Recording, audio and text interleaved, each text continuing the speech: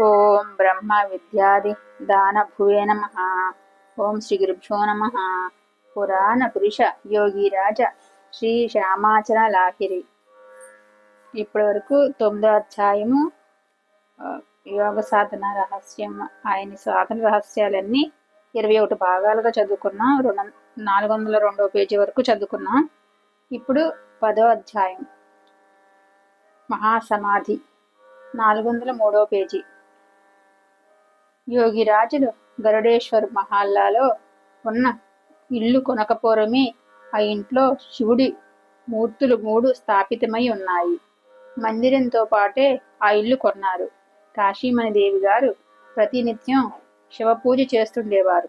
కానీ తాము స్వయంగా ఒక శివమూర్తిని ప్రతిష్ఠించాలన్న కోరిక ఒకటి వారికి లోపల ఉండేది.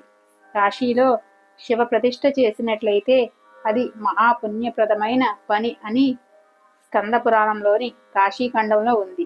ఈ కారణంగానే శివనగరమైన కాశీలో అనేక మంది తమ ఇళ్లలో శివప్రతిష్ఠ చేస్తూ ఉంటారు.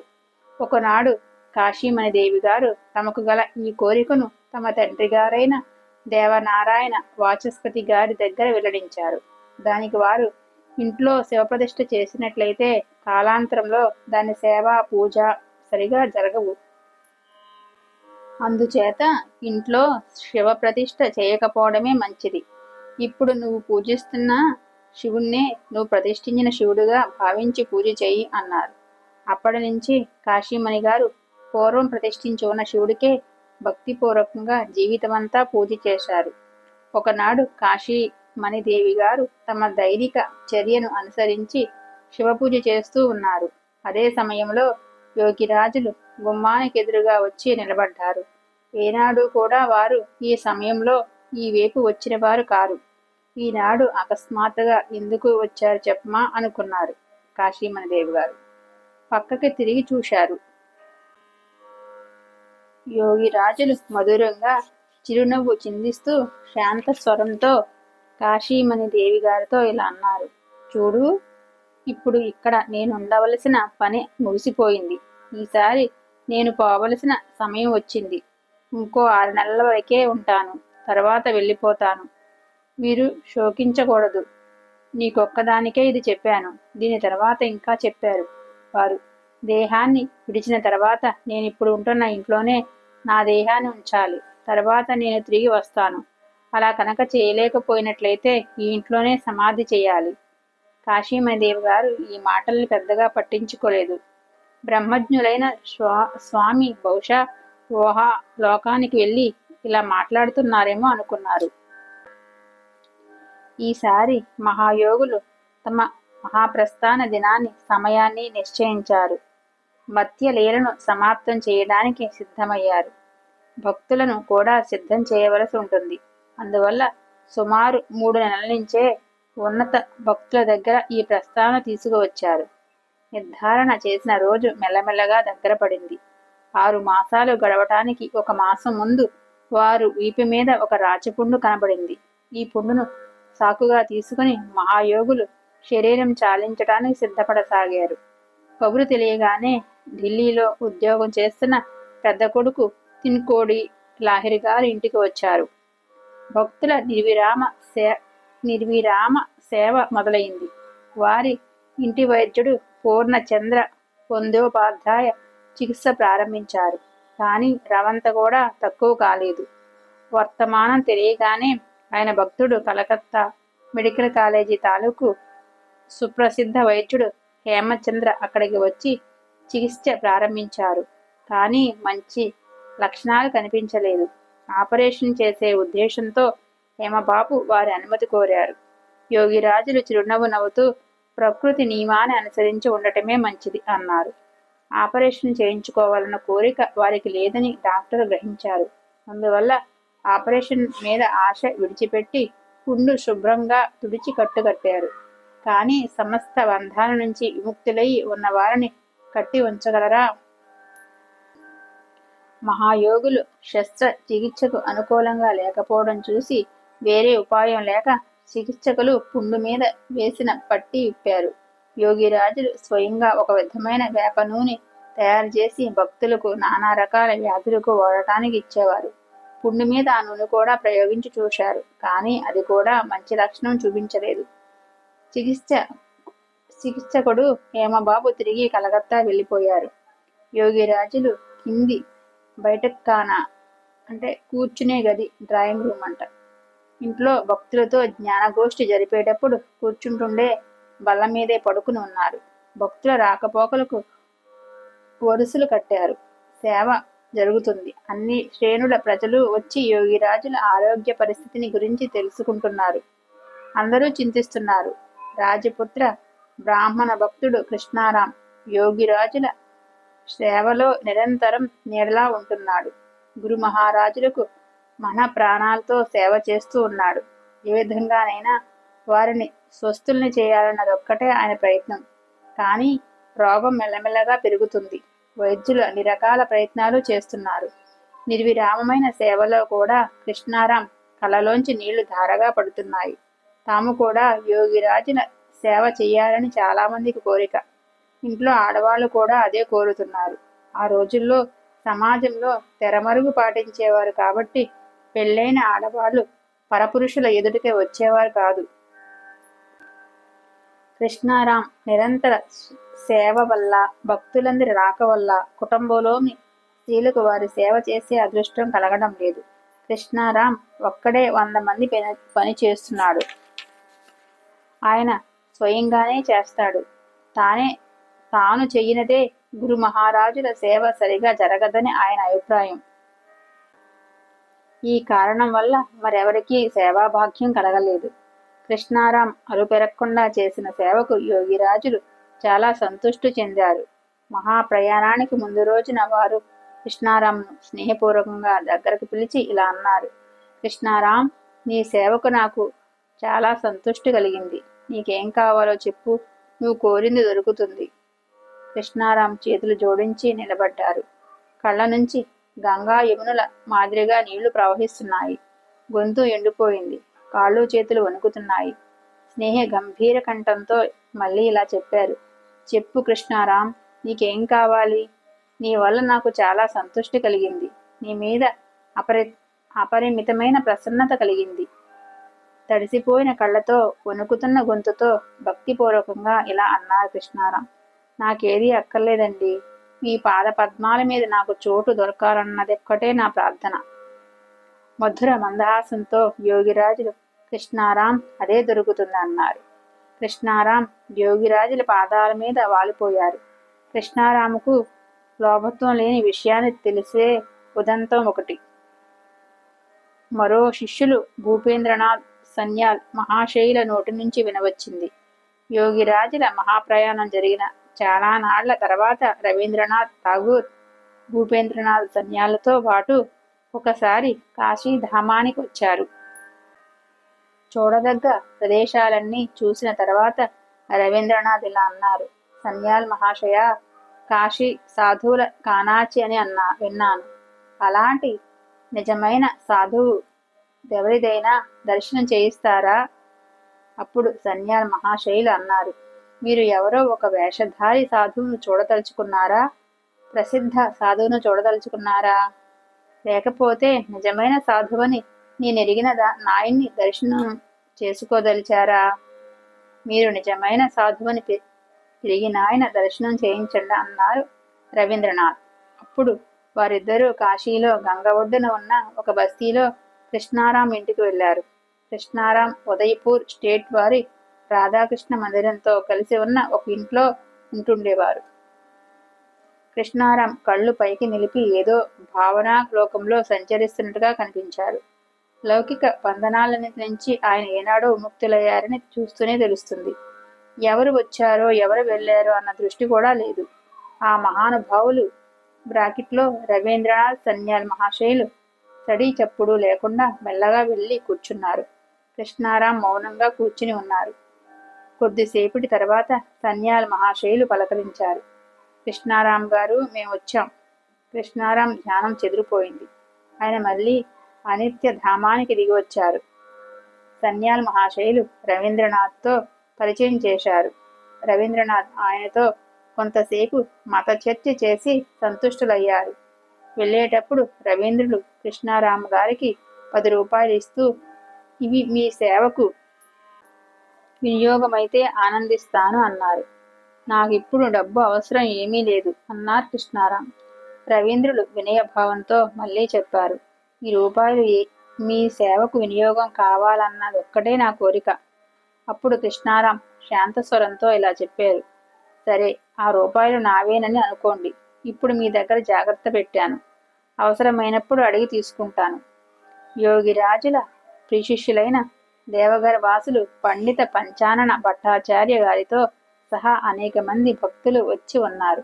వారి ప్రియశిష్యుల్లో ఒకరైన స్వామి ప్రణవానంద గారు ఆ సమయంలో ఉదయపూర్లో ఉన్నారు. ఇక్కడే కింద స్టార్ పెట్టి కింద రాసిని చదువుతున్నా. భట్టాచార్య మహాశైలు పని మీద తర్వాత కలకత్తాకు తిరిగి వెళ్ళిపోయారు. యోగిరాజులు శరీరాన్ని విడిచిపెట్టిన రోజున ఆయన కాశీలో లేరు. ఓకే. మహాప్రయాణం జరిగిన మర్నాడు అంటే 1895 సెప్టెంబర్ 27వ తేదీన బాంగ్లా 11 అశ్విన్ 13/2 శుక్రవారం నాడు యోగిరాజులు పెద్ద కుమారుడు తిన్కోడి లాహిరి మహాశైలు ఒక పోస్ట్ కార్డు ద్వారా కలకత్తాలోని బృందావన్ బోస్ లేన్ చిరునామాకు పంచానన్ భట్టాచారి గారికి ఈ వర్తమానం పంపారు. నిన్న సాయంకాలం 5:25 పితృదేవులు కాశీలాభం పొందారు. అంటే బ్రాకెట్లో చనిపోయారు. కాశీలాభం చెందారు అంటారు కోసం. మహాశయ, కలకత్తాలోను ఇతర చోట్ల ఉన్న మహాశయులకు ఈ విషయం తెలియజేసే నిమిత్తం మీకు ఉచితమనిపించిన రీతిగా చేయండి. బాగా నెరవేరే పద్ధతిలోనే పని జరగాలి. ఉత్తరం ద్వారా ఈ భారం మీ మీద పెడుతున్నాను. వెనుక వెలువడ్డ అనేక గ్రంథాల్లో యోగిరాజుల మహాప్రయాణ సమయంలో పంచానన భట్టాచార్య మహాశయులు కాశీలో ఉన్నారని రాసి ఉంది. కానీ ఇది సరికాదు. అయితే గురుదేవుల దేహత్యాగ వర్తమానం మొదటే ఆయనకు తెలుసు. అనుమతి పొంది ఆ ఉత్తరాన్ని అనుసరించి ఇక్కడ పొందుపరచడం అయిందంట. ఈ విషయం కింద మనకు తెలియపరిచారు. ఇక్కడ ఇంకోటి కింద కొటేషన్ ఇంకోటి రాస్తుంది వేరే పేజీలో, అది కూడా చదివేస్తున్నా. తర్వాత వీరు కేశవానంద బ్రహ్మచారి పేరుతో ప్రసిద్ధులయ్యారంట. ఇది పక్క పేజీలోది. ఇప్పుడు మళ్ళీ 409వ పేజీ పైనుంచి చదువుతున్నాం. గురుదేవుల అంతిమావస్థను గురించిన కబురు విని ఆయన త్వరగా కాశీ వెళ్లే ప్రయత్నంలో ఉండగా గురుదేవులు అలౌకిక రూపం ధరించి ప్రత్యక్షం కావటం ప్రణవానందులు చూశారు. ప్రణవానంద, ఇప్పుడిక తొందరపడి లాభం లేదు. నువ్వు చేరకముందే నేను శరీరాన్ని విడిచిపెట్టేస్తానన్నారు గురుదేవులు. ప్రణవానందులు ఏడవటం మొదలుపెట్టారు. యోగిరాజులు ఆయన్ని వాదారుస్తూ ఇలా అన్నారు, ఎందుకు ఏడుస్తున్నావు? దేహం పోయిన తర్వాత కూడా సద్గురు అస్తిత్వం ఉంటుంది. నేను ఎప్పుడూ ఉన్నాను. యోగిరాజుల భక్తుల్లో మరొకరు పాంచకౌడి బందోపాధ్యాయులు ఆ సమయంలో హరిద్వారంలో ఉన్నారు. యోగిరాజులు తిరోధానానికి తిరుగు ప్రయాణానికి చాలా నాళ్ల ముందు గురుదేవులు జ్యోతిర్మయ రూపాన్ని ధరించి ఎదుట ప్రత్యక్షం కావటం చూశారు. బందోపాధ్యాయులు వెంటనే కాశీ వచ్చే అన్నారు గురుదేవులు ఆయనతో. బందోపాధ్యాయులు త్వరగానే కాశీ వచ్చారు. గురుదేవుల నశ్వర దేహాన్ని విడిచే ప్రయత్నంలో ఉండటం చూశారు. ఈ విధంగా మహాప్రస్థానానికి పూర్వం యోగిరాజులు తమ భక్తుల్లో అనేక మందికి హెచ్చరిక చేశారు. యోగిరాజులుంటున్న ఇంట్లో కిటికీ లేకపోవడం వల్ల వెలుతురు తక్కువ వస్తుండేది. శరీరం విడిచిపెట్టడానికి ఒక రోజు ముందు మధ్యాహ్నం వేళ యోగిరాజులు చాలా అస్వస్థ స్థితిలో పడుకుని ఉన్నారు. ఎదురుగా ఉన్న బయటక్ ఖానాలో యోగిరాజులను కనిపెట్టుకుని ఉన్న పెద్ద కుమారుడు తిన్కోడి లాహిరి మహాశయులు కూర్చుని ఉన్నారు. తండ్రి గారు పక్కమించి లేచి గదిలో ఒక గోడకున్న అలమారు దగ్గరికి వెళ్లి కొద్ది క్షణాల సేపు పుస్తకాలు తిరిగేయటం ఆయన హఠాత్తుగా చూశారు. ఆ తర్వాత వారు బ్రాకెట్లో యోగిరాజులు పూర్తి ఆరోగ్యవంతుల మాదిరిగా నడిచి వచ్చి మళ్లీ పక్క మీద పడుకున్నారు. ఇది చూసేసరికి ఆయనకు చాలా ఆశ్చర్యం కలిగింది. గదిలోకి వచ్చి తండ్రి గారిని ఇలా అడిగారు, మీరు ఇంత ఆరోగ్యంగా లేచి తిరగలుగుతున్నప్పుడు మంచం మీద పడుకుని బెడ్ పెయిన్లో మలమూత్ర విసర్జన చేస్తారెందుకు? కనీసం తూము దగ్గర కూర్చుని మలమూత్రాలు విడవగలరు కదా నువ్వెక్కడున్నావు అని అడిగారు యోగిరాజులు. పక్కనన్న ఇంట్లోని చూస్తున్నాను అన్నారు తినుకోడి బాబు. మహాయోగులు మధురమైన మందహాసం చేస్తూ ఇలా చెప్పారు. కొంత సేవ చెయ్యాలని అందరికీ కోరిక, అంచేత పక్క మీద పడి ఉన్నాను. ఈ విధంగా పడుకోకపోతే వాళ్ళ కోరిక ఎలా తీరుతుంది? చివరికి గరుడేశ్వర్ మహల్లాలోని ఇంటికి ఎదురుగా క్రీస్తు శకము 1895 సెప్టెంబర్ 26న బాంగ్లా ఫస్లీ సంవత్ 1302 అశ్విన్ 10 ఇది బ్రాకెట్లో విషయం.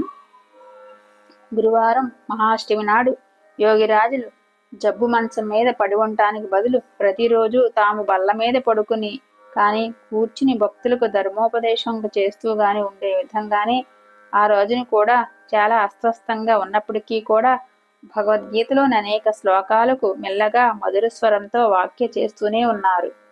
ఇక్కడ కింద కొటేషన్లో పెట్టించింది చదువుతున్నా.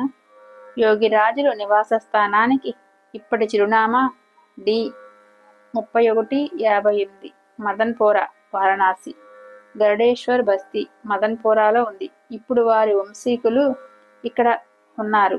యోగిరాజులు భక్తుల్లోనూ అనుయాయుల్లోనూ లక్షలాది మందికి ఇది తీర్థయాత్రా స్థలమైంది. వాళ్ళు అడ్రస్ పెట్టారన్నమాట ఇక్కడ వారణాసిలో.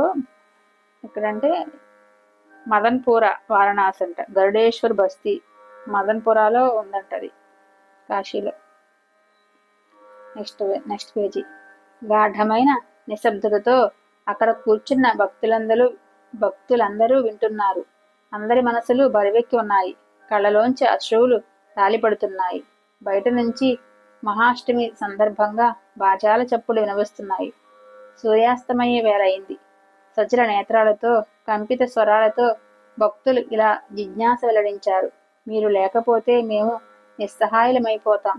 అప్పుడు మాకు శ్రేయస్కరం కాగల మార్గమేది? యోగిరాజులు అభయ ప్రదానం చేస్తూ ఇలా చెప్పారు. ఋషులు సాధించిన ఈ అమర యోగ సాధన వల్ల చేకూరేది ఎన్నడూ ఆశ్రయం లేకుండా పోదు. ఈ ప్రాణకర్మ ఎన్నడూ నశించిపోజాలదు. చిరకాలంగా ఇది ఉంటూనే ఉంటుంది. మనిషి పరిపూర్ణత సాధనలో ఎంత మట్టుకు ప్రగతి సాధిస్తే అంత మట్టుకే అతని మనసులో ప్రాణకర్మ పట్ల ఉత్సాహము, పట్టుదల పెరుగుతాయి. అర్ధ నిమీలిత నేత్ర ముద్రితులయి యోగిరాజులు భక్తులను ఉద్దేశించి మళ్ళీ ఇలా చెప్పారు. గురుదేవుల సన్నిధిలో మహనీయమైన ఈ అమర యోగాన్ని పొంది పునఃస్థాపితం చేసిన వారిని గురించి భవిష్యత్తులో ఇంటింటా చెప్పుకుంటారు. మనిషి మెల్లమెల్లగా ముక్తి పదం వైపు సాగుతాడు. ప్రాచీన కాలంలో మాదిరిగానే మనుషుడి జీవన్ముక్తి మార్గం ప్రశస్తమవుతుంది. యోగిరాజులు పద్మాసనం వేసి కూర్చున్నారు. అశ్రుపూరిత నేత్రులైన భక్తులందరి వైపు చూస్తూ ఇలా అన్నారు వారు. ఇప్పుడు నేను వెళ్ళే వేళ అయింది. మీరు శోకించకండి.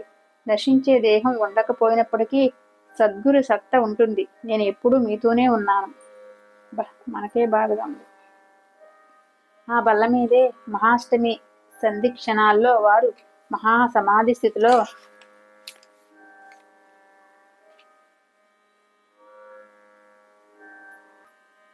మహాప్రయాణం చేశారు.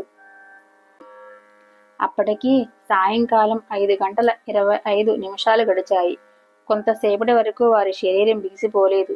భక్తుల పూలమాలలు, గంధం మొదలైనవి వారి మృతదేహం మీద అలంకరించడం ప్రారంభించారు.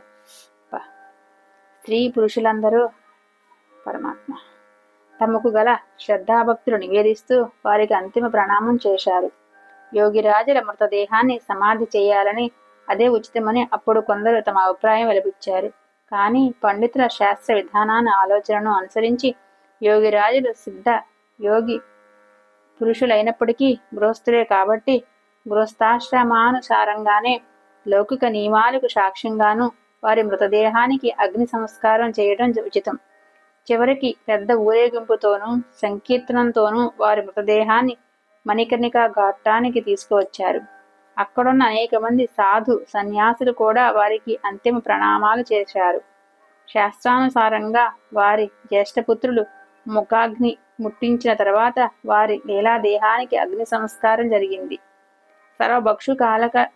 భక్షుకాలైన అగ్నిశిఖలు ఉవ్వెత్తున పైకి లేచి ప్రజ్వలిస్తూ ఉండగా అక్కడున్న సాధు సన్యాసులు, స్త్రీ పురుషులు అందరూ సమవేత స్వరంతో హరహర మహాదేవ శంభో అంటూ కీర్తిస్తూ ఉండగా వందలాది భక్తులు కళ్ళ నుంచి ధారలుగా నీళ్లు ప్రవహించాయి. విశ్వనాథుడి మందిరంలో అది హారతి సమయం కావడం వల్ల గనగన గంటలు మోగాయి. శోకంలో మునిగి ఉన్న కాశీమణిదేవి గారు 6 నెలల కిందట మాట యోగిరాజులు ఆవిడకి చెప్పిన మాట మరిచేపోయారు. బ్రాకెట్లో ఇంట్లో కాశీమణిదేవి గారి దగ్గర కొద్ది మంది ఆడవాళ్లు మాత్రమే ఉన్నారు. అందరూ శోకపీడితులే. ఆ సమయంలో యోగిరాజులు చెప్పిన మాట చటుక్కున గుర్తుకు వచ్చింది ఆవిడకి. వెంటనే తమ సోదరుడైన రాజచంద్ర సన్యాలకు శ్మశానానికి పంపారు. కానీ ఆయన వెళ్లేసరికి చితి ఉజ్వలంగా వెలుగుతుంది. అంత మరుపు తనకి ఎందుకు వచ్చిందా అని కాశీమణిదేవి గారు విలపిస్తూ పశ్చాత్తాపం చెందారు. కాసేపటికి శ్మశానం వరకు వెళ్లిన వాళ్ళు తిరిగి వచ్చారు. కాశీమణిదేవి గారి సోదరులు పండిత భగవాన్ సన్యాల్ గారు అంతా విని ఇలా అన్నారు. ఈ మరుపు ఆయన కలిగించారు. మహాయోగులు అన్ని వేళలా యథార్థ జగత్తులో ఉండేవారు కారు. బహుశా వారు కల్పన లోకస్థితిలో ఉండి అలా చెప్పి ఉండవచ్చు. ఆ తరువాత తాము గృహస్థులు కాబట్టి గృహస్థాశ్రమానికి అనుకూలంగానే లౌకిక రీతి నియమపూర్వకంగా అంత్యేష్టి జరపడం ఉచితమన్న మార్గం కూడా వారు చూపించారు. కాబట్టే వారు ఈ మరుపు కలిగించారు. దాని గురించి విచారించవలసిన అవసరం లేదు. కాశీమణిదేవి గారి దగ్గర వారు ప్రస్తావించిన విషయమే సరిగా అదే విధంగా సమాధి స్థితులై శరీరం విడిచిపెట్టాలన్న కోరికే వారి మనసులో మొదటి నుంచి ఉందన్న దానికి ప్రమాణం. స్వహస్తంతో వారి రాసిన డైరీలో ఉంది. ఇలా రాశారు ఒక చోట. అంటే అనాహతనాదంలో చిత్తాన్ని నిలిపి ఈరోజు సాయంత్రం నుంచి రేపు సాయంత్రం వరకు ఉండాలి. ఈ స్థితిలో నేను చనిపోయినట్లయితే నన్నెవరూ పారేయకూడదు. ఇలాగే నన్ను కూర్చోబెట్టి ఉంచాలి. నేను మళ్ళీ మేలుకుంటాను. యోగిరాజులు మహాప్రయాణం చేసిన తర్వాత వారి ప్రియశిష్యులైన దేవగర్ నివాసులైన పండిత పంచానన భట్టాచార్య మహాశైలు తమ గురుదేవులు నశ్వర దేహాన్ని విడిచిన సమయాన్ని గురించి వివరిస్తూ ఒక క్రియాయోగికి ఇలా ఉత్తరం రాశారు. నమస్కారాంతరమిదం. నమస్కరించి రాస్తున్నది. దీక్షా గురువు సిద్ధుడు కాకపోయినట్లయితే అసిద్ధుడైన గురువుకు మందు మాకుల అవసరం కలుగుతుంది. పైగా అలా చేయటం ఉచితం. సిద్ధుడికి అంటే ముక్త పురుషుడికి ఏదీ అవసరం ఉండదు. వాయు వికారం వల్ల రకరకాల జబ్బులు వస్తుంటాయి. అవి కూడా వాయువు చంచలత వల్లే వస్తుంటాయి. సిద్ధులు అంటే ముక్తులు సర్వదా స్థిరవాయువులోనే రమిస్తూ ఉంటారు. వాయువు స్థిరంగా ఉన్న చోట రోగం ఎక్కడుంటుంది? కానీ జీవభావాపన్నులైన మూఢ వ్యక్తులు సిద్ధులను అంటే ముక్తులను తమలాంటి వారే అనుకుని వారికి మందో మాకో ఇచ్చి రోగ విముక్తుల్ని చెయ్యాలని పరిగెడుతూ ఉంటారు. ఇది కేవలం వాళ్లకు దూరదృష్టి లేనందువల్ల కలిగిన పరిణామం. అజ్ఞానం వల్ల వాళ్ళు సిద్ధ లేక ముక్త పురుషులను రోగులుగా చూసి అవమానిస్తుంటారు. అది కూడా తమ స్వార్థ సిద్ధి కోసం చూస్తుంటారు. అంటే సాధువుగా చలామణి కావాలని కోరిక ఉన్నవాళ్ళు సిద్ధ ముక్త పురుషులు కూడా రోగగ్రస్తులవుతూ ఉంటారని, వారు కూడా మందు మాకు సేవిస్తూ ఉంటారని చెబుతుంటారు. ఎందుకంటే అలా చెప్పకపోతే వాళ్ళ ప్రతిపత్తి ఏమైపోవాలి? ఎందుకంటే రోగం వచ్చినప్పుడు వాళ్ళు మందు తినాలి. ఇక్కడ కింద ఒక కొటేషన్ ఉంది. పై ఉత్తరాన్ని అనువాదాన్ని అనుమతితో ముద్రించడమైంది. వీరు యోగిరాజుల ఆదరణీయ శిష్యులు. సాధనలో తాము ఉన్నత స్థితిని అందుకుని ఇతరులనేక మందికి ఆత్మానుసంధాన మార్గం చూపించారు. బంగ్లాదేశంలో యోగ దీక్ష పొందాలన్న కోరిక గల వాళ్ళని అనేక మందిని యోగిరాజులు భట్టాచార్య మహాశైల దగ్గరికి పంపేవారు.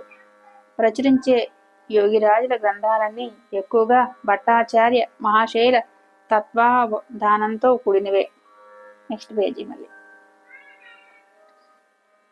ఇక్కడ చెప్తున్నారు కదా. లేకపోతే మృత్యు భయం తప్పదు. అందువల్ల సిద్ధపురుషులు కూడా ఔషధ సేవనం చేస్తుంటారు. పైగా ఔషధ సేవనం ఉచితం కూడా. మందు ఇవ్వకపోవడం పాపం. ఇది కూడా వారు చెప్తారు. సిద్ధ లేక ముక్త పురుషులను మామూలు మనుషులుగా గణించడం మహాపాపం కాదా? సిద్ధ లేదా ముక్త పురుషులు తమకు ఇతరులు గుర్తుపట్టేస్తారన్న భయంతో అప్పుడప్పుడు సాధారణ మనుషుల మాదిరిగానే అందరికీ తమ పని కనబరుస్తూ ఉంటారు. భాష కనపరుస్తూ ఉంటారు. ఇందువల్లే సిద్ధ లేదా ముక్త పురుషులు కూడా ఔషధ సేవ చేస్తుంటారని, వ్యాధిగ్రస్తులవుతూ ఉంటారని, మంచి పనులు చెడ్డ పనులు కూడా చేస్తుంటారని సామాన్య వ్యక్తులు అంటూ ఉంటారు. కానీ వారు ఏమి చెయ్యరు, వ్యాధిగ్రస్తులు కారు. ఇది సామాన్య వ్యక్తులకు తెలియదు. గురుదేవుల దేహత్యాగ సమయంలో కూడా ఇది జరిగింది. గురుదేవుల శిష్యులు లోక సమాజ దృష్టిలో గురుదేవులను గురువుగా స్వీకరించిన వారు అనేక మంది. వారిని రోగిగా పరిగణించి మందు ఇప్పించాలని, వైద్యం చేయించాలని ఆశ్రమం కనబరిచారు. కానీ గురుదేవులు తమ కుమారుడైన తిన్కోడి బాబు గారికి ఈ విషయం చెప్పారు. నాకు ఏ వైద్యమూ చేయించడం మంచిది కాదు. స్వాభావికంగా ఉండటమే మంచిది. స్వయంభూ మీదే స్వాధికారం చూపించే ప్రయత్నం చేసేవాళ్ల ప్రకృతి ఎలాంటిదో నాకు తెలుసు. వారు రోగగ్రస్తులే అయినట్లయితే వారి మలమూత్రాల్లో రోగజన్యమైన దుర్గంధం ఎందుకు లేదు? కనీసం పుండులో ఉన్న చీముకైనా దుర్వాసన ఉండాలి. అది లేదే. ఇవన్నీ చూసినా కూడా వీళ్ళకు జ్ఞానం లేదు. వీళ్ళు ఏమనుకుంటున్నారో చూస్తే విచారం కలుగుతుంది. వారు గురుదేవులు వేషధారి సాధు మహాత్ములా? వారు ఏ కారణంతో దేహం విడిచిపెట్టారో, ముక్త పురుషులు ఏ ప్రకారంగా దేహం విడిచిపెడతారో అలాగే వారు విడిచిపెట్టారు. కానీ వారిని సామాన్య మానవులుగా తలచడం ఉచితం కాదు. వారికి చికిత్స ఎవరు చేస్తారు? అహంకారి అయిన జీవుడు అహంకార మదంలో చోర అయిన నానా రకాల ప్రలాపాలు సృష్టిస్తూ ఉంటాడన్న సంగతి తెలుసుకోవడం ఉచితం. దీనివల్ల వారికేమీ హాని లేదు. తాము దేహాన్ని విడిచిపెడతామని వారు ఆగస్టు నెలలోనే నాకు చెప్పారు. దాదాపు 10 మంది దగ్గర నేను ఈ విషయం ప్రస్తావించాను. దీని తర్వాత భాగం దొరకలేదంట. ఒక దివ్యలోక శిశువు అభయప్రదమైన విశ్వజనని ఒళ్ళో ఎంతో నిశ్చింతగా కూర్చుని ఉన్నట్టు అనిపిస్తుంది. ఈ మహాయోగులను దర్శించినప్పుడు ఆధ్యాత్మిక శక్తి సంపన్నుడైన ఈ మహాయోగుల దేహానికి వార్ధక్య స్పర్శ శోకనైనా లేదు. తల వెంట్రుకలు మాత్రం తెల్లబడ్డాయంతే. కానీ ఒంటి మీద ఎక్కడా ముడతలు కూడా పడలేదు. స్థూల దేహాన్ని తమ ఇచ్ఛానుసారంగా కొత్త రూపంలోకి మార్చుకోగల ఈ మహాయోగులు వారు. ఈ శక్తి వారికి ఉండేది. కానీ ఎన్నడూ వారు అలా చేయలేదు. ఏనాటికో ఒకనాటికి తప్పకుండా విడిచిపెట్టవలసిన దాన్ని అవసరం తీరిపోయిన తర్వాత విడిచేయటమే శ్రేయస్కరమని వారు చెబుతుండేవారు. వారు తమ పాంచ భౌతిక దేహాన్ని విడిచినప్పటికీ కూడా భక్తుల దగ్గర ఎప్పుడూ విరాజమానులై ఉన్నారు. ఈ మహాయోగుల ఆశీర్వాదం అసంఖ్యాకులైన వారి ఉన్నత శిష్యుల జీవనంలో ఎంత ప్రతిఫలించిందో వారి భక్తుల్ని కొందరిని చూస్తేనే తెలుస్తుంది. మహాయోగులు తమ అంతిమ కాలంలో కృష్ణారాం చేసిన సేవకు సంతుష్టులయ్యి తన మనసులో ఉన్న కోరిక కోరమని ఆయన ఆదేశించారు. క్రింద కొటేషన్లో మళ్ళీ స్టార్ పెట్టి ఉంది. ఏ సాధన ద్వారా, ప్రక్రియల ద్వారా కాయకల్పం చేయవచ్చో, అంటే కొత్త శరీరాన్ని పొందవచ్చో వారి డైరీలో రాసి ఉంది. కానీ అది గూఢ తత్వ సంబంధ సాధన అయిన కారణంగా దాన్ని ప్రచురించలేదు. Next page. కృష్ణారాం సాంసారికమైన కోరికలకు, వాసనలకు అతీతంగా ఉంటుండేవారు. ఆ రోజున చేతులు జోడించి గురుచరణాల నీడ ఆశ్రయము తప్ప తమకే కోరిక లేదని నివేదించారు. కృష్ణారాం గారు ఉత్తర వాహిని గంగ ఒడ్డున టానామహల్ ఘట్టానికి పైన ఉదయపూర్ స్టేట్ వారు నిర్మించిన రాధాకృష్ణ మందిరంలో కలిసి ఉన్న ఇంట్లో ఉంటుండేవారని ముందే చెప్పుకున్నాం. మహాప్రయాణ పుణ్యక్షణాల్లో యోగిరాజులకు ఒక పక్క వారి పెద్ద కుమారులైన తినుకోడి లాహిరి మహాశయులు, మరో పక్క యోగిరాజుల మరో ఏకనిష్ట సేవకుడు వంశీధరుడు కూర్చుని ఉన్నారు. ప్రయాణ ముహూర్త సమయంలో శ్వాసగతి ఊర్ధముఖమైంది. కానీ కృష్ణారాం గారు ధీర స్నిగ్ధ అకంపిత స్వరంతో కంఠస్థమైన గీతను ఆద్యోపాంతం అంటే బ్రాకెట్లో మొదటి నుంచి చివరి వరకు పఠిస్తూ ఉన్నారు. పురుషోత్తమ ప్రాప్తి యోగంలోని చివరి శ్లోకంలో ఏతద్ బుద్ధ్యా బుద్ధిమాన్ స్యాత్ కృతకృత్యస్య భారత అన్న పాదం పలకడంతోనే వారి యోగిరాజుల ప్రాణవాయువు మహావ్యోమంలో లీనమైపోయిందంట. అత్యంత శాంతచిత్తులు, గంభీరులు, అచంచలులు అయిన తిన్కోడి లాహిరి మహాశయుల కళ్ళ నుంచి, వంశీధరుడి కళ్ళ నుంచి అశ్రువులు జలజల రాలాయి. కాశీమణి దేవి గారు పరలోకయాత్ర కోసం పక్క మీద పడుకుని ఉన్నారు. వారికి జబ్బు ఏదీ లేదు. ముసలితనమే వారి మృత్యువుకు కారణం. హఠాత్తుగా ఆవిడ తమ మనమని పిలిచారు. ఇప్పుడే నువ్వు పూజ్యబాబా వస్తారు, వారికి ఆసనం వేయాలి కదా అన్నారు. ఇక్కడికి వచ్చేవారు ఇప్పుడెక్కడ ఉన్నారు అని అడిగాడు మనముడు. చిన్నగా చిరునవ్వు చిందిస్తూ కాశీమణిదేవి గారు విశ్వనాథుని మందిరంలో అన్నారు. వారు రోజు నీ దగ్గరికి వస్తుంటారా అని అడిగాడు మనముడు కౌతుకంతో. మళ్ళీ చిన్నగా చిరునవ్వు నవ్వుతూ కాశీమణిదేవి గారు, వారు ప్రతిరోజు నన్ను చూడటానికి వస్తుంటారు. ఇక్కడ కూర్చుంటారు, అన్ని విషయాలు మాట్లాడుతూ ఉంటారు. ఈ రోజు కూడా వస్తారు. అంచేత ఆసనం పరవమని నీకు చెబుతున్నాను. మనముడు ఆసనం పరిచాడు. ఆ తర్వాత కొన్నాళ్లకు కాశీమణిదేవి గారు సచేతన స్థితిలో పరలోకయాత్ర చేశారు. యోగిరాజుల ప్రియశిష్యులైన రామ్ పదారథ్ గారు ప్రతిరోజు వచ్చి యోగిరాజులు ఉపయోగించిన గదిలో కొంతసేపు ధ్యానం చేసి వెళ్ళిపోతూ ఉండేవారు. వార్ధక్యం వల్ల ఆయన శరీరం మెల్లమెల్లగా శిథిలమవుతూ వచ్చింది. కళ్ళు సరిగా కనిపిస్తుండేవి కావు. అయినప్పటికీ ప్రతిరోజు కర్ర పట్టుకుని నడిచి వస్తుండేవారు. ఈ విధంగా వస్తుండగా ఒకనాడు రామ్ పదారథ్ గారు దారిలో పడిపోయారు. అదే సమయంలో యోగిరాజుల చిన్న మనుమలు సత్యచరణ్ లాహిరి మహాశయులు ఆ దారిలోనే వెళ్తున్నారు. పరిగెత్తికెళ్లి ఆయన్ని లేపి, ఈ వయస్సులో ఇంత కష్టపడుతూ ప్రతిరోజు రావలసిన అవసరం ఏమిటి అని అడిగారు. పాదం చిట్లినప్పటికీ చిరునవ్వు నవ్వుతూ రామ్ పదారథ్ గారు ఇలా అన్నారు. నా మీద గురు మహారాజులకు చాలా కృప ఉంది. కానీ జీవితంలో ఏమీ పొందలేని అపదార్థాన్ని నేను. అందుకే ప్రతిరోజు వారి దర్బారుకు హాజరవుతున్నాను. సాధువుల దర్బారు వారి కృప కలిగినప్పుడు ఉద్ధరిస్తారు. ఆ తర్వాత వార్ధక్యం వల్ల ఆయన తమ గురుదేవుల పుణ్యవాస స్థానానికి హాజరు కాలేకపోతుండేవారు. జీవిత అంతిమ యాత్రా సమయంలో ఆయన తమ అన్న కొడుకును పిలిచి, ఒరే, గురు మహారాజులు వచ్చి నించున్నారు, కూర్చోడానికి ఆసనం పరు అన్నారు. అప్పుడు ఆ అన్న కొడుకు, ఎక్కడున్నారు మీ గురు మహారాజులు అని అడిగారు.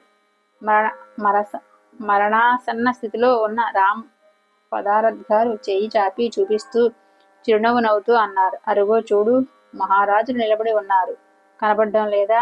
కూర్చోడానికి ఆసనం పరు. అన్న కొడుకు అలాగా చేశాడు. కొద్దిసేపు ప్రాణాల కంటే కూడా ప్రియమైన గురుదేవుల్ని స్మరిస్తుండగానే రామ్ పదారథ్ గారి జీవన దీపం ఆరిపోయింది. యోగిరాజుల పెద్ద కుమార్తె హరిమతీదేవికి సంతానం కలగలేదు. ఆమె తండ్రి గారింట్లోనే ఉంటుండేది. ఆవిడ దాదాపు 85 సంవత్సరాల వయసు వరకు జీవించారు. ఆవిడ పరలోక గమనానికి ఒక రోజు ముందు సాయంత్రం వేళ ఇంట్లో కృష్ణ లీలా కీర్తనం జరుగుతుంది. ఆవిడ 2వ అంతస్తు మీద కూర్చుని కీర్తన వింటున్నారు. ముసలితనం వల్ల కాస్త అనారోగ్యం కనిపించిన మీదట ఆవిడ ఇంట్లోకి వచ్చి పక్క మీద పడుకున్నారు. మేనల్లుడైన సత్యచరణుల్ని పిలిచారు. సత్యచరణులు రాగానే ఇలా అన్నారు. ఇక్కడ ఆసనం పరు, నాన్నగారు నన్ను తీసుకు వెళ్ళడానికి వచ్చారు, కూర్చోబెట్టు. ఆవిడ మాటలకు సత్యచరణులు కొంచెం విస్మితులయ్యి కాశీమణిదేవి గారి మహాప్రయాణ సమయంలో యోగిరాజుల కోసం పరిచిన ఆసనమే పరిచారు. అదే రోజు రాత్రి చివరి జామున బ్రహ్మముహూర్తంలో చిరకాలంలో అలవాటు చొప్పున తాము పఠిస్తూ ఉండే ప్రియమైన ప్రభాత స్తోత్రాలు బ్రహ్మమురారి త్రిపురాంతకకారి రామాయ రామభద్రాయ వంటి స్తోత్రాలు పఠిస్తూ ఉండగా ఆవిడ ప్రాణవాయు మహాకాశంలో లీనమైపోయింది. యోగిరాజుల వ్యక్తిగత సేవకుడైన వంశీధర్ కన్నా అనంతర కాలంలో కాశీకి 20 మైళ్ళ దూరంలో యోగిరాజుల వంశం వారి జమీందారీలో నాయిబ్ బ్రాకెట్లో ప్రతినిధి ఏజెంటు పనిచేస్తుండేవారు. అతను చాలా నమ్మకస్తుడైనందువల్ల జమీందారీలో అన్ని పనులు చూసే భారం అతని మీద పడింది. ఈ కారణంగా అతను గురుధనాన్ని అంటే వారి సంపదను ప్రాణంతో సమానంగా కాపాడుతుండేవారు. అతని ముసలివాడయ్యాక అతనికి ఆత్మీయుడైన వేణీప్రసాద్ ఖత్రి ఒకనాడు ఇలా చెప్పారు. ఇప్పుడు కాశీలో ఉండటానికి ఏర్పాటు చేయండి, లేకపోతే ఈ అడవిలోనే చావు కోసం ఎదురు చూస్తూ పడి ఉంటారా? ఆ మాటకు వంశీధరుడిలా అన్నాడు. నా మీద గురు మహారాజులకు చాలా కృప ఉంది. ఇందువల్ల ఈ శరీరం ద్వారా జరిగే పనల్లా వారి పనే. ఈ శరీరాన్ని వారి చరణాలకే అర్పించాను. ఇప్పుడు వారి ఇచ్చ మీదే అంతా ఆధారపడి ఉంది. వారు నన్ను అడవిలో ఉంచినా సరే, వారి పాదాల దగ్గర స్థానమిచ్చినా సరే, దీనికోసం నాకేమీ చింతలేదు. ఒకనాడు యోగిరాజుల మనుమలు సత్యచరణ లాహిరి మహాశయులు అక్కడికి వెళ్ళి అక్కడ ఆయన జమీందారీ ఉంది. మీరు ముసలివారయ్యారు. ఇప్పటిక మీ సేవ అవసరం లేదు. మీరు మీ కొడుకు కోడలు ఉన్న చోటకి వెళ్ళి ఉండండి. మీ ఖర్చు కోసం నెల నెలా కొంత పంపుతుంటాం అని చెప్పారు. దానికి వంశీధరుడిలా అన్నారు, అలాంటి మాట అనకండి. మీ పని కోసం ఎన్నాళ్ళ వరకు చేతిలో కలం ఉంటుందో అన్నాళ్ళ వరకు మీ అన్నం తింటాను. కలం పట్టుకోలేని నాడు గురు మహారాజుల చరణ సన్నిధిని వెతికి చోటు దొరకాలి. ఇదే నా కోరిక. నా బరువు మీ మీద వేయటం నాకు ఇష్టం లేదు. అబ్బాయిల మీద వేయటం కూడా ఇష్టం లేదు. నేను పోయాక నా శవాన్ని కాశీకి తీసుకువెళ్ళకండి. దీన్ని గురించి గురుదేవుల డబ్బు ఖర్చు కావడం నాకు ఇష్టం లేదు. శవాన్ని అడవిలో పారేయండి. జంతువులకు పనికొస్తుంది. మరి కొన్నాళ్లకు జమీందారీ పనిలో మునిగి ఉండగానే అతను హఠాత్తుగా జబ్బుపడ్డాడు. బాగా సంరక్షణ చేయడానికే వైద్యం చేయించడానికి అతన్ని కాశీకి తీసుకువచ్చారు. ఆ రోజు క్వార్ అంటే బ్రాకెట్లో ఆశ్వీజ మాసంలో శుద్ధ చతుర్దశి తిథి. మర్నాడు ఆశ్వీజ పౌర్ణమి నాడు మధ్యాహ్నం యోగిరాజులుంటుండే ఇంటి ముందు వసారాలో పడుకుని వంశీధరుడు అంతిమయాత్ర కోసం ఎదురు చూస్తున్నాడు. యోగిరాజులు మనుమలు సత్యచరణ లాహిరి మహాశైలు, యోగిరాజుల మరో శిష్యులు భూపేంద్రనాథ్ సన్యాల్ మహాశైలతో పాటు మరికొంతమంది భక్తులు కూడా అక్కడ కూర్చుని ఉన్నారు. సన్యాల్ మహాశైలు తలకడ దిక్కున కూర్చుని సుముధర స్వరంతో గీతాపఠనం చేస్తూ ఉన్నారు. ప్రాణాధిక ప్రియులైన గురుదేవుల నామాన్ని స్మరిస్తూ వంశీధరుడు చిర సమాధి పొందాడు. 38 సంవత్సరాల దీర్ఘకాలం వరకు గురుదేవుల సేవలో లీనుడైన ఒక ఉన్నత క్రియావంతుడి జీవనం గురుచరణాల్లో లీనమైంది. గురుచరణాల ఆశ్రయానికున్న సాంసారిక ప్రభావవంతమైన మహత్తుకు ప్రమాణంగా రామ్మోహన్ దే ఆయన సోదరి మనోమోహిని గార్ల సంగతులు ముందే ముచ్చటించడం జరిగింది. మనోమోహినికి గురుచరణాల మీద ఎంత గాఢమైన భక్తి నిష్టలున్నాయంటే తన అంతిమ క్షణాల్లో వారు దర్శనమిస్తారని ఆమె నమ్మకం. మనోమోహినికి తలగడ దిక్కున ఆమె ఆరాధ్య గురుదేవుల పటం ఉండేది. చనిపోవటానికి ఒక రోజు ముందు ఆమె తన కొడుకుని పిలిచి ఆ పటాన్ని ఎదురుగా పెట్టమని చెప్పింది.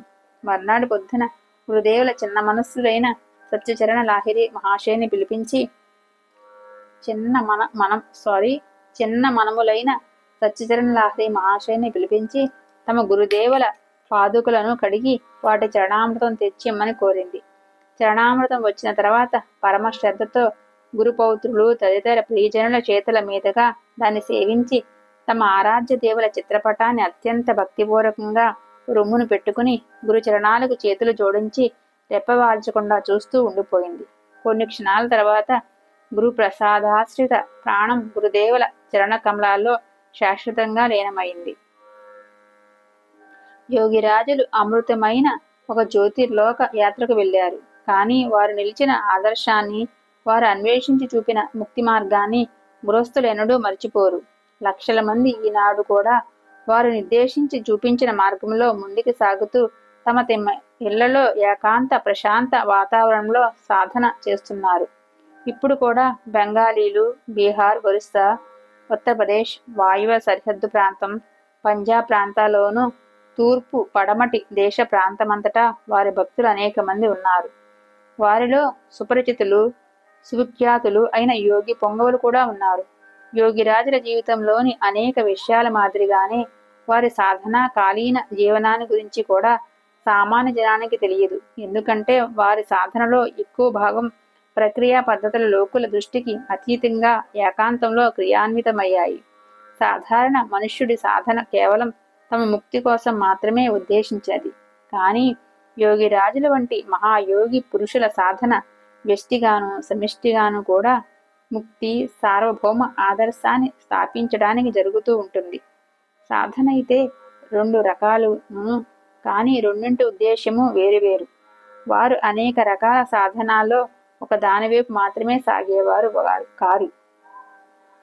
ఏకత్వంలో ప్రతిష్ఠితులై ఉండి అనేక సాధన పట్ల ఉన్ముఖులై ఉండేవారు. అంటే వారు విడిగా ఏ దేవతారాధన చేయకుండా మూల ఆత్మతత్వంలో ప్రతిష్ఠితులై సాధన చేస్తుండేవారు. దాని ద్వారా సమస్త దేవతల దర్శనము పొందారు. కానీ ఆత్మమయ భావమయమే వారికిష్టం. దేవతలందరిలోనూ ప్రతిష్ఠితమై ప్రతిబింబిస్తూ ఉండే శక్తి ప్రకాశం ఆత్మమయత్వం. సర్వభావమయత్వం వారికి ఇష్టం. ఈశ్వరుని వారు తల్లిగా గాని, తండ్రిగా గాని, సకుడుగా గాని చూడలేదు. ఆత్మను ఆత్మస్వరూపంగా చూశారు. పగలు ఉండటం వల్ల రాత్రి ఉంటున్నట్లే బ్రాకెట్లో అంటే పగటి వెంబడి రాత్రి ఉండక తప్పదు. నెక్స్ట్ మళ్ళీ సుఖం ఉండటం వల్ల దుఃఖం ఉంటుంది. అలాగే ఇష్టం ఉన్నప్పుడే అనిష్టం ఉంటుంది. ప్రాణాన్ని సేవించండి. ప్రాణానికి సేవ చేయడం వల్ల ఇష్టమైనది ప్రాప్తిస్తుంది. సేవ చేయకపోతే అనిష్టం కలుగుతుంది. ప్రాణకర్మే బ్రాకెట్లో ప్రాణాయామే అంటే క్రియాయోగమే. ఇదే మా సిద్ధ విద్య. ప్రాణసేవ, ప్రాణ చంచలత్వం అనిష్టం, స్థిరత్వం ఇష్టం అని చెబుతుండేవారు వారు. ఆత్మదర్శనమే జీవితం ముఖ్యోద్దేశం. మనుష్య జీవనంలో కనుక ఆత్మదర్శనం ప్రాప్తించకపోతే మానవ జీవితం వృధా. వారి జీవన దర్శనానికి మూలతత్వం ఇదే. సంసారిక భౌతిక సుఖాలను అనుభవించడానికి మనుష్య జీవనం ఉద్దేశ్యం కాదు అని వారు చెబుతుండేవారు. ఆత్మదర్శనం కలకపోయి ఉన్నట్లయితే ఎన్ని శాస్త్రాలు చదివితే మట్టుకు, ఎంత జ్ఞానం పొందితే మట్టుకు, జ్ఞాన విజ్ఞాన ప్రచారం చేస్తే మట్టుకు, ధర్మ ప్రచారం కోసం ఉపన్యాసాలు ప్రవచనాలు ఎన్ని చేస్తే మటుకు ఏం లాభం అని అంటుండేవారు. లోకానికి ఉపకారం చేద్దామనో, కళ్యాణం చేకూరుద్దామనో ఇంత ఆత్రం ఎందుకు? లోకానికి శాశ్వతమైన ఉపకారం ఎంత చేయగలుగుతారు మీరు? మీరు చేస్తున్నదంతా శాశ్వతమైనది కాదు. ఆత్మను అన్వేషించడానికి మార్గం చూపించడం ఒక్కటే శాశ్వతమైన ఉపకారం. అది కనుక జరిగితే జీవుడి జన్మ జన్మాంతర దుఃఖం దూరమైపోతుంది. భవరోగం నుంచి అంటే ప్రాపంచిక ఆపదల నుంచి అతడు విముక్తుడవుతాడు. జన్మ లేకపోతే ఇక దుఃఖం ఎక్కడిది? అందుకే వారు ఎక్కువ కర్మాభిలాష అనే బాధలో చిక్కుకోవడాన్ని అంటే కర్మాసక్తిని నిషేధించాలన్నారు. ఇలా చెప్పడంలో వారి ఉద్దేశం ఏమిటంటే మనసును ఎప్పుడూ ఆత్మధ్యానంలో తన్మయంగా ఉంచినట్లయితే ఆత్మప్రాప్తి కలుగుతుందని. ఆ మనసు ప్రతిసారి పరోపకార చింతలోనే, స్వార్థ చింతలోనే వ్యస్తమయ్యి ఉంటుందంటే మనసు చెదిరిపోతుందని, చంచలత్వం పెరిగిపోతుందని గ్రహించవలసి ఉంటుంది.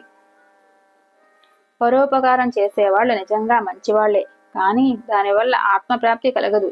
ఈ పనులన్నీ కూడా సాధనా మార్గంలో కేవలం బహిరంగంగా ఉండేవే.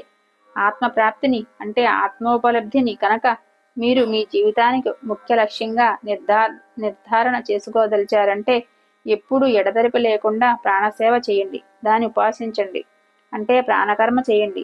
ఆత్మధ్యానంలో తన్మయత్వంతో ప్రతిష్ఠితులై ఉండండి. ప్రాణకర్మలో సడలింపు బిగిసిపోకుండా విశ్రాంతిగా ఉండటం. ప్రయాస లేనట్లయితే ఆ అమూల్య మహారత్నం ప్రాప్తించదు. ఇందుకోసం వివేకం, వైరాగ్యం, దృఢత్వం కావాలి. దీని మూలంగానే వారు అధిక వైరాగ్యాన్ని అంగీకరించేవారు కారు. అధిక వైరాగ్యం మంకుపట్టుతో సమానమని తలచేవారు వారు. ఉపన్యాస ప్రవచనాల ఉపయోగాన్ని కూడా వారు అన్నడూ ఉపేక్షించలేదు. కానీ వారు చెప్పింది ఏమిటంటే ముందుగా మీరు ఆత్మ సాక్షాత్కారం చేసుకోండని, శాశ్వత స్థితిని పొందండని, ఆ తర్వాత ఉపన్యాస ప్రవచనాలు ఏమైనా చేసుకోండని. సాధన లేకుండా 10, 20 పుస్తకాలు చదివి పాండిత్య ప్రదర్శన చేస్తూ ధర్మోపచారోద్దేశంతో తిరుగుతుండేవాళ్లు వారికి బొత్తిగా కిట్టరు. స్వభావతః వారు యోగులు, అందులోనూ విశుద్ధ యోగులు. అందువల్ల వారి మాటలు అందరి మనసులను తగులుతుండేవి, ఆందోళన కలిగిస్తుండేవి. ధర్మ ఈశ్వర సాధన చాటున ఉండే కపటత, మోసం, తెచ్చిపెట్టుకున్న సాధుత్వం, దొంగ వేషం, గుడ్డి నమ్మకం, చాదస్తం వంటి వాటికి ప్రబల విరోధులు వారు. వీటి విషయంలో వారు ఎప్పుడూ వివేకంతోనూ ఆలోచనతోనూ ఖడ్గాస్తులై ఉండేవారు. వీటినెన్నడూ చెరనిచ్చేవారు కాదు. భారతవర్షంలో వీతరాగ వాజ్మయ ఆకాశంలో వారి ఆవిర్భావం వల్ల ఇక్కడి వారి మనస్సుల్లో ఆశ్చర్యం కలిగించే ఆధ్యాత్మిక సందీప్తి ఒకటి ఉదయించింది. భారతవాసులు ఆధ్యాత్మిక ఈశ్వర చేతన సంబంధంగా తమ ఆధ్యాత్మిక తృష్ణను తీర్చుకోవడానికి వారిని తమ మనసుల్లో నిలుపుకున్నారు. వారు నిజమైన సత్యద్రష్టలు, ఉపాసకులు. అందువల్ల విశుద్ధ భారతీయ యోగులైనారు. వారి దృష్టిలో హిందూ, ముసల్మాన్, క్రైస్తవాది భేదభావం ఏదీ లేదు. సమస్త మనుష్య జాతి ఈశ్వరుడి సంతానమేనని, ఈశ్వర సాధనకు అందరూ అధికారులేనని, ఈ యోగ సాధనకు అధికారం అందరికీ ఉందని చెప్పేవారు. ప్రపంచంలోని సమస్త పాపులకు అభయమిస్తూ వారు లోకంలో పాపాత్ముడు లేడు, పుణ్యాత్ముడు లేడు అన్నారు. కూటస్థంలో మనసు నిలిస్తే పాపం ఎక్కడా ఏది అంటదు. కూటస్థంలో మనసు నిలవకపోవడమే పాపం. ఈ విధమైన మాటలు వారు నిస్సంకోచంగా అంటుండేవారు. ఇది కేవలం అనటం మట్టుకే కాదు, దీన్ని తమ సాధన ద్వారా నిజం చేశారు. ఇందుకే అన్ని మతాల వాళ్ళు వారిని సమ్యక్ దృష్టి సంపన్నులైన యోగిగా గ్రహించి శ్రద్ధాభక్తులు నివేదించేవారు. యోగిరాజులు తమ సాధన ద్వారా సమస్త హిందూ దేవతలను చూశారు. ఖుదా అల్లాను కూడా చూశారు. ఇంకా ముందుకు సాగి యథార్థానికి ఈశ్వరుడంటే ఏమిటి, అంటే ఖుదా లేదా అల్లా అంటే ఏమిటి అన్నది కూడా వివరించారు. ఇలాంటి సంగతులు చెప్పే సాహసం ఎందరు యోగులకు ఉంది? ఎందుచేతే వీరి అమృత వాక్కులు అందరి హృదయాల్లోనూ ఈశ్వర సాధన పట్ల స్థిర దృఢ విశ్వాసం కలిగించాయి. మానవ సమాజంలో వ్యాప్తిలో ఉన్న సంస్కారాలను మార్చడం మంచిదని యోగిరాజులు చెబుతుండేవారు. అనేక రకాల అవి కుసంస్కారాల రూపంలో కనిపిస్తున్నాయి. ప్రాచీన ధర్మశాస్త్ర గ్రంథాలను మాత్రమే ఏకాధారంగా మన్నించడం ఉచితం. దాంతోపాటు ప్రాచీన ధర్మ గ్రంథాలను గురించి స్వతంత్రంగా ఆలోచన చేసి సాధన ద్వారా వాటిలో ఉన్న నిగూఢ తత్వాన్ని ఉద్ధరించాలని కూడా వారు చెబుతుండేవారు. ఈ మాట వారు చెబుతుండటమే కాదు, అనేక ప్రాచీన శాస్త్రాల గూఢ సాధన విషయంలో వారు చేసిన తాత్విక వ్యాఖ్యలు సాధకులకెంతో ఉపయోగకరమైనవి. వారు గీతకు యోగపరమైన వ్యాఖ్య చేస్తూ 100 పుస్తకాలు అచ్చువేయించి భక్తులకు పంచిపెట్టారు. ఈ విధంగా వారు ధర్మ మతపరమైన గుడ్డి నమ్మకాల నుంచి విడిపడి పునఃసంస్కారానికి ప్రయత్నం చేసినారు. ఈ ఋషుల భూమిలో వారు ఆవిర్భవించి ఒక ఋషిలా ప్రాచీన ఆదర్శాల్ని అనుసరించడానికి ప్రాణం ఇచ్చారు. ధర్మ యథార్థ స్వరూపంతోనూ గృహస్థ జీవనంతోనూ ఆధ్యాత్మిక జీవనాన్ని సమన్వయం చేసి మొదట తమ జీవితంలో దాన్ని నిరూపించి ఆ తరువాత దాన్ని సహజ సరళ పద్ధతిలో వ్యక్తం చేసి ఈనాటి మనిషికి ఒక కొత్త ప్రపంచాన్ని చూపించి సంధానం చేశారు. ప్రాచీన యోగ శాస్త్రాలను ఉన్నతాదర్శాలను జీవితంలోకి ఏ విధంగా తీసుకురావచ్చునో నేర్పారు. సంసారిక విషయాల మధ్య ఉంటూ కూడా వ్యక్తి ఆధ్యాత్మిక జగత్తులో శ్రేష్టమైన ఆదర్శాల భూమికలో జీవనం గడుపుతూ మెల్లమెల్లగా ఉన్నత ఆధ్యాత్మిక స్థితికి ఎలా చేరుకోగలడో తెలియటానికి వారి జీవనమే ఒక జీవంతమైన ప్రమాణం. భోగలాలసలో మత్తెక్కిన గుడ్డివాళ్ల ముందు ఏ సాత్విక సహజ మార్గాన్ని కళ్ళకు కట్టించారో గృహస్థులు ఎన్నడూ మర్చిపోలేరు. ఈ రోజుల్లో మానవ సమాజంలో గూఢమైన ధర్మ రహస్యాల్ని తెలుసుకోవాలన్న ఆకాంక్ష ప్రబలంగా కనిపిస్తూ ఉంది. ఈ యుగంలో ఈ ఆధ్యాత్మిక మహాగురువుల చరిత్రను, ఉపదేశాలను ప్రచార దృష్టితో విరివిగా చెప్పుకోవడం అవసరం. పూరి, కాశీ, హరిద్వారం, బాకుడా, విష్ణుపూర్, రాంచీ, మాందార్, ఫైజాబాద్, మాలీపూర్, రూడ్గ్రామ్, దేవగర్, హౌరా, కలకత్తా మొదలైన చోట్ల వారి సమాధి స్మృతి మందిరాలు స్థాపితమయ్యాయి.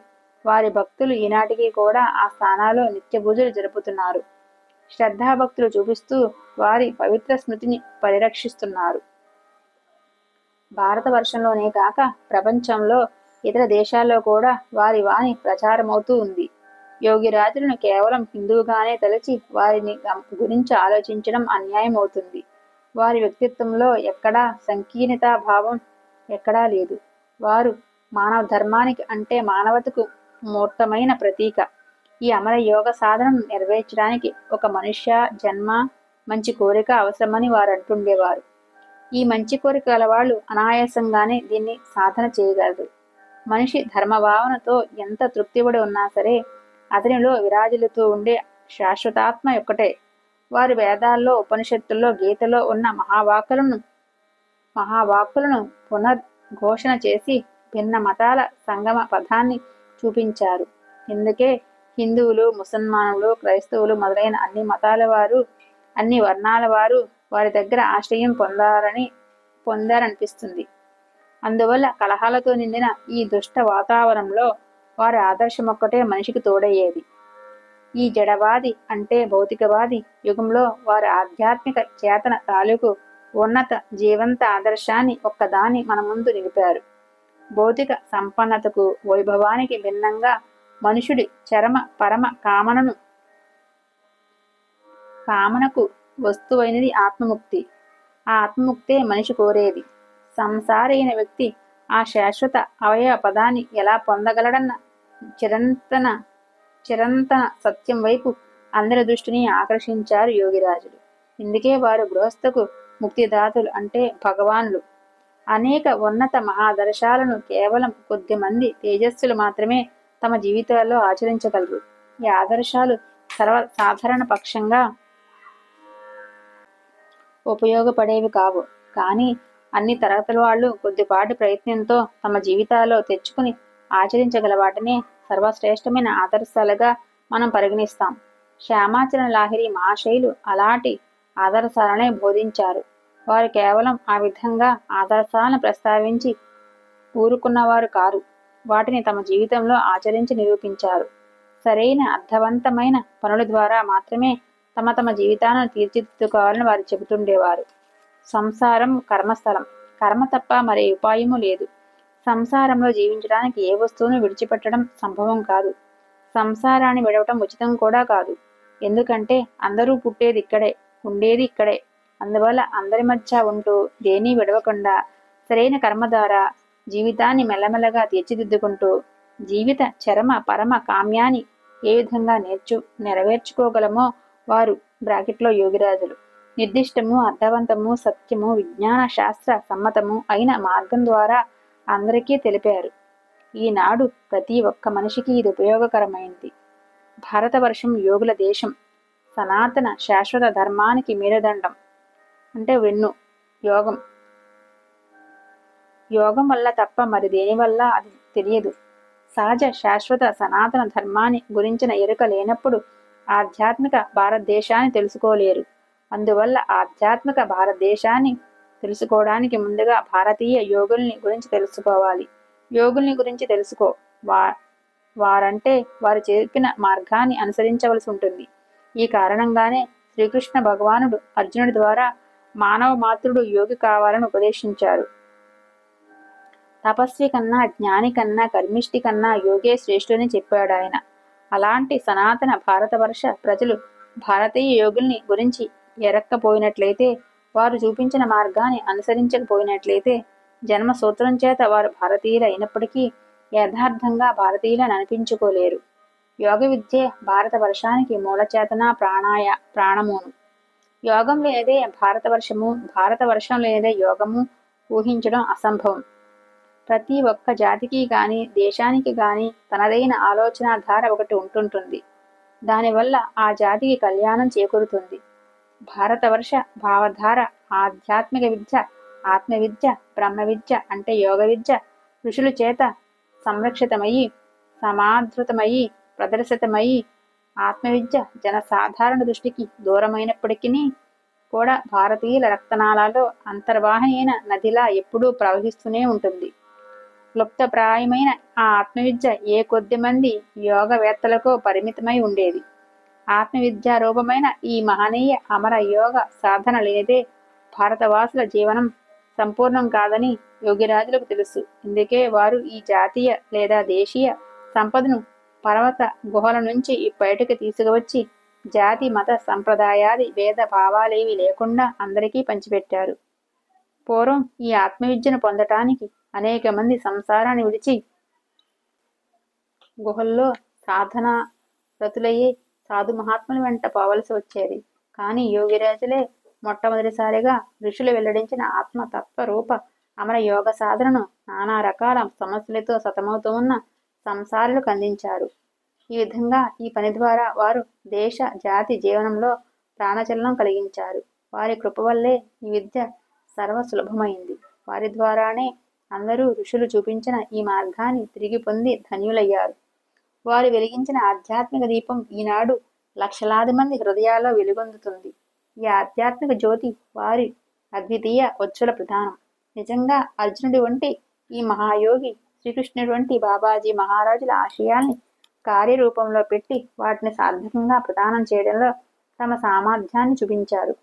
జీవన్ముక్తులైన మహాపురుషులు ఇప్పుడు త్రితాపదగ్ధులైన అంటే దైవిక భౌతిక తాపాలతో పీడితులైన సంసారులకు మేలు చేకూరుస్తూ ఉంటారు. ఈ ప్రయోజనాల కోసమే ఆయా సమయాల్లో తమ ఏకాంత నిర్జన సాధనా స్థలాల నుంచి బయటికి బస్తీల్లోకి వచ్చి సంసార బంధాల్లో చిక్కుకున్న వారికి ముక్తి ప్రసాదిస్తూ ఉంటారు. అవసరాన్ని బట్టి వారు సాధన తాలూకు యథార్థ స్వరూపాన్ని తెలియపరచటానికి, వారి దారి చూపించడానికి జనసాధారణ దృష్టికి అందకుండా బయటికి వచ్చి గృహస్థులతో కలిసిమెలిసి ఉంటుంటారు. ఇదే భారతీయ సంస్కృతి సంప్రదాయం. ఒకప్పుడు శ్రీ శ్రీ శ్రీ బాబాజీ మహారాజుల సహయోగి రూపంలో హిమాలయ నిర్జన గృహలో సమాధి మగ్నమై ఉన్న నిత్య శుద్ధ బుద్ధ ముక్తమైన చిన్మయ ఆత్మ సత్తా లోక కళ్యాణం కోసము, లోకస్థితి రక్షణ కోసము పూర్వదేహాన్ని విడిచిపెట్టి శ్యామాచరుల రూపంలో దేహధారణ చేసి ఈ జగత్తులో అవతరించింది. సంసార బంధాల్లో చిక్కుబడి ఉన్న జీవులకు కొత్త ప్రయత్నాల ద్వారా, ఉపాయాల ద్వారా నిశ్చిత జీవన్ముక్తి మార్గాన్ని చూపించడానికి కాలచక్ర ఆవర్తనం చేత, యోగోక్తమైన సదభ్యర్థన చేత శ్రీ శ్రీ బాబాజీ మహాశయులతో వారికి పునః సమాగమం జరిగింది. ఈ ఆది మానవుల సాధారణ మనిషి వేషంలో సాధారణ జనుల రీతిగానే జీవనం గడుపుతూ భ్రాంతిలో ఉన్న మానవులకు మళ్ళీ ఒకసారి అమృతత్వ ప్రాప్తి కలిగించడానికి సహజము, ప్రశస్తము అయిన మార్గాన్ని చూపించారు. ధర్మగ్లాని స్థితి కనిపించిన చోటల్లా ఈ మహాత్ములందరి ఆవిర్భావము జరుగుతూ ఉంటుంది. వారి మార్గంలో ఉన్న కష్టాల్ని, అడ్డంకుల్ని అన్నిటినీ తొలగిస్తుంటారు. తమ అనుయాయుల్ని, తమ అడుగుజాడల్లో నడిచేవారిని అందరినీ దీవిస్తూ వారు ఇలా పలికారు. అంటే ఎవరి బరువు వారే స్వయంగా ఎత్తుకుంటాడు. భగవంతుని ఎప్పుడూ ధ్యానం చేస్తూ ఉండేవాడి పని ఆయనే చేస్తాడు. 10వ అధ్యాయం సంపూర్ణం. ఇంకా 9 పేజీలు ఉన్నాయి. దీంట్లో ఇంపార్టెంట్ పాయింట్లన్నీ రాశారు. అవి రేపు చదువుకుందాం. ఓం శ్రీ గురుభ్యో నమః. 10వ అధ్యాయం సంపూర్ణం. సర్వం శ్రీకృష్ణార్పణమస్తు.